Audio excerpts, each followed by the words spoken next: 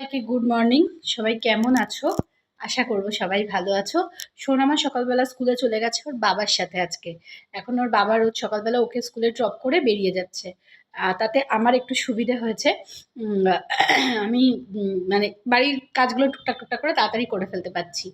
আর ওর একটা মজা হয়েছে যে ও বাবার গাড়ির পেছনে বসে যাচ্ছে। এতদিন যেহেতু ছোট ছিল বলে সামনেই বসতো, একা একা পেছনে বসে যাচ্ছে, এটার খুব আনন্দ হয়েছে।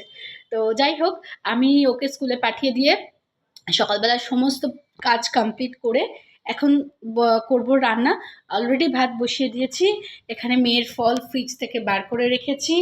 আর হচ্ছে তোমার তারপর একবার গিয়ে একটুখানি মাছ ফাছও কিনে নিয়ে চলে এসেছি।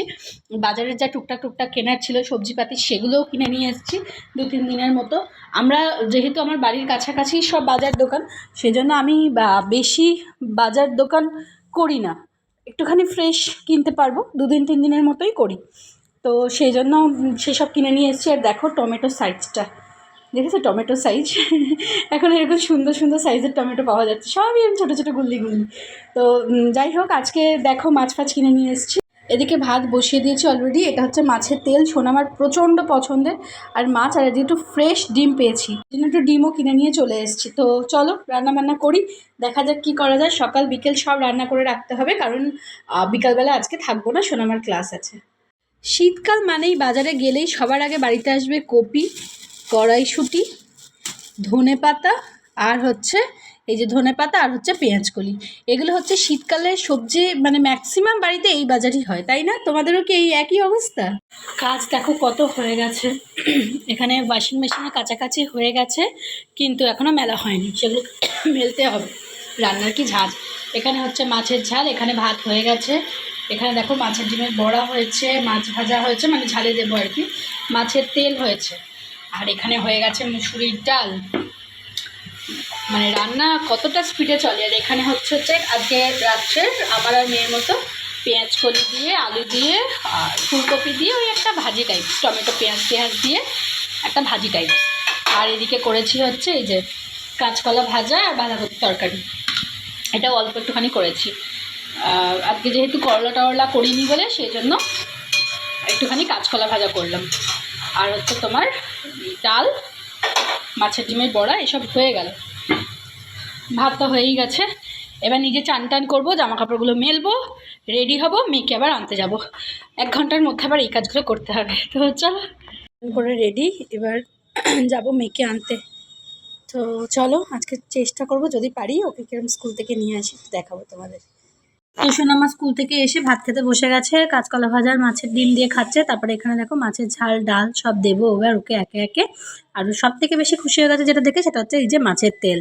এটা ওকে সব থেকে বেশি ওর আনন্দ আর কি, এটা দেখলে তাড়াতাড়ি করে খাবে। তারপরে খেয়ে দিয়ে উঠে এখানে এই যে বাঁদরামি হচ্ছে। কিছুদিন আগেই জানলা থেকে শটান মেঝেতে পড়েছে, তাও ওর শিক্ষা হয়নি। দেখো 2 দিন আগে এই জানলার ওপর থেকে পড়েছে শটাং মেঝেতে, আবার এখানে বসে বাঁদরের মতো এখানে উঠে উঠে খেলছে।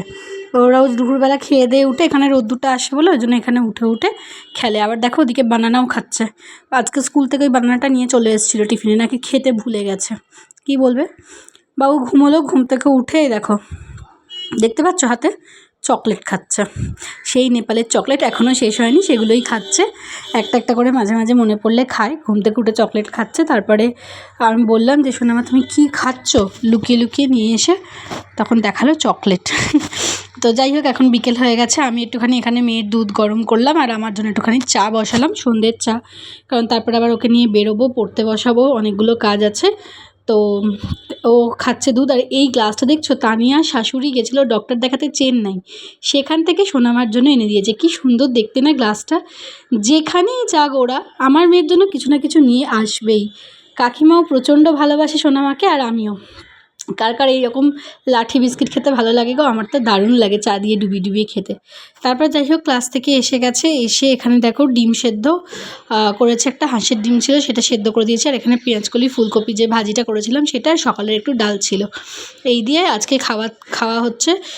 আমি ওকে খাইয়ে দিচ্ছি, তাই এক থালাতেই দুজনের রুটি নিয়ে নিয়েছি, কারণ সোনামা এখন খেলছে।